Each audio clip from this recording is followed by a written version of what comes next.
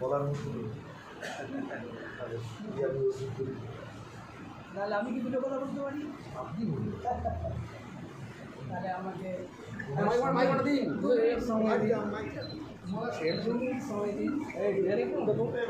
আমরা ছোটবেলায়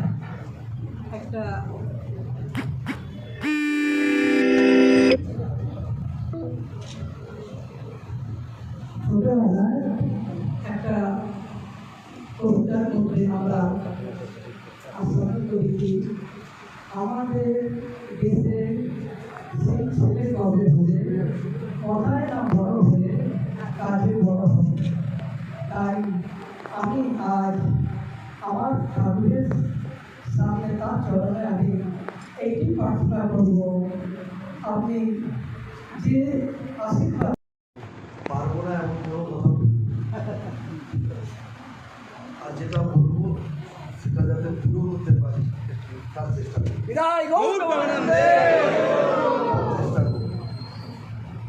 আমি অত্যন্ত একজন সাধারণ মানুষ, বিজেপির 37 বছর ধরে বিজেপির রাজনীতিতে আছি। ছোটোবেলা থেকে এমএলএ হওয়া তো অনেক দূরের কথা, পাশের বাড়ির লোকটা বিজেপি করার জন্য আমাকে চিনবে কোনোদিন স্বপ্নেও হয়। সেখান থেকে দল দুবার আমাকে নির্বাচনে প্রার্থী করেছে। দলের 9 বছর সম্পাদক ছিলাম, 3 বছর সহসভাপতি ছিলাম। দীর্ঘদিন ধরে দলের কথা মানুষের সামনে বলার জন্য দল টিভি চ্যানেলে পাঠানো, সে দায়িত্ব পালন করেছি। আমি আমার জীবনে এমন কোনো কাজ করিনি যাতে দল কোনোদিন বিঘ্নিত হয়। তো ঠাকুরের সামনে দাঁড়িয়েই বলছি, এমন কোনো কাজ আমি জ্ঞাতার্থে করবো না যাতে যারা ভোট দিয়েছেন তারা নিজেকে লজ্জিত করে। এটুকুও বলবো যে সনাতনী সভ্যতার রক্ষার ক্ষেত্রে 24 ঘন্টা আমি আপনাদের সঙ্গে আছি। আমাকে দিয়ে মানে যা চাইবে না কিন্তু উল্টো আমারও একটা বক্তব্য আছে। আপনারা যখন এই যে নাম সংকীর্তন করেন সেখানে শুধু ঠাকুরকে ডাকলে হবে না। এই যারা আসছে এদেরকে বোঝাতে হবে সনাতনী সমাজের উপরে সংকটটা কারা তৈরি করেছে আর এর নিবারণটা কি।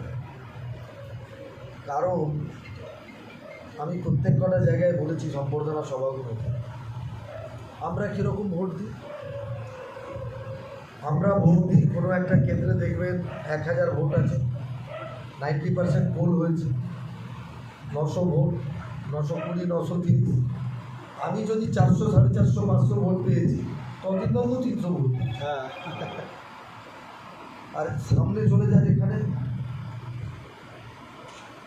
বেলগাছিয়া বস্তিতে 1000 ভোট, ওরাও 920, 25টা ভোট করে ওখানেও পোল 90%। কিন্তু যদি 920 আছে তো 900 ভোট তৃণমূল পেয়েছে। তো ওরা ভোট দিচ্ছে হারানোর জন্য আর আমরা গণতন্ত্র পালন করছি।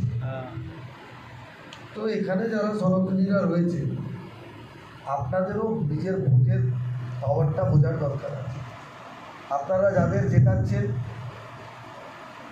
ধর্মের যারা ধর্ম করে, যারা আমরা দান দক্ষিণা দিয়ে যাদের মানে বাড়ি করছি, ধর্মস্থান করছি, স্কুল কলেজ করছি, তারা এসে পাশে দখল করে নিচ্ছে আর তারাই দিনের পর দিন কাউন্সিলর হচ্ছে, এমএলএ হচ্ছে। তো আপনাদেরও দায়িত্ব আছে, চোখ খুলুন।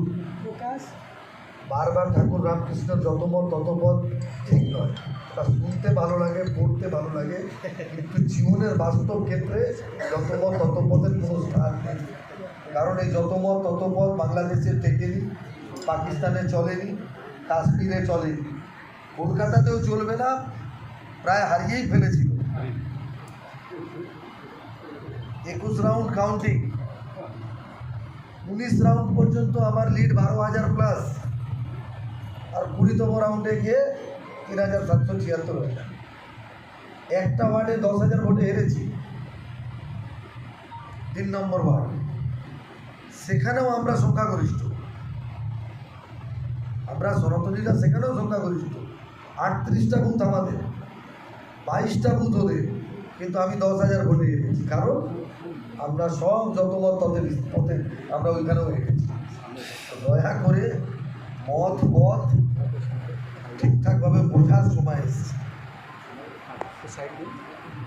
সেখানেও বাংলাদেশে শুনেছে ইসকনের সাধু এখনো অ্যারেস্ট আছে, মহারাজ।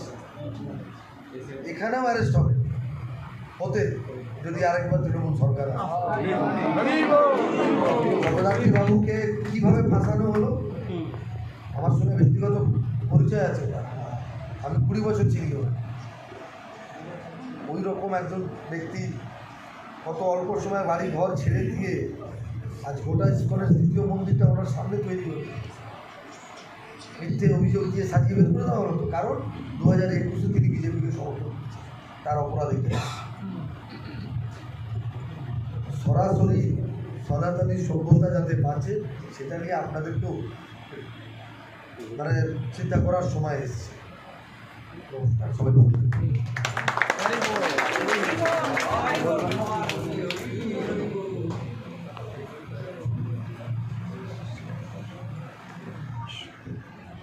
চলুন না, এখন আজ থেকে ওটা আপনাদের হবে।